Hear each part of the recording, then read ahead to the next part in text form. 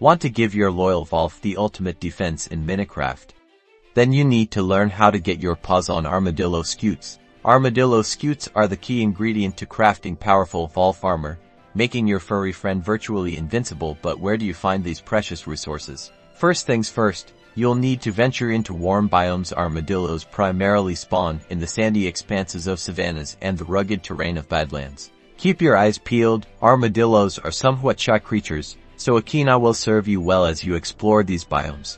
Once you've located an armadillo, approach it cautiously. You will need a brush for this next crucial step. With your brush in hand, right-click on the armadillo. If you're lucky, it will drop an armadillo scute onto the ground. Collect the scute, and congratulations! You've just acquired a piece of vital crafting material.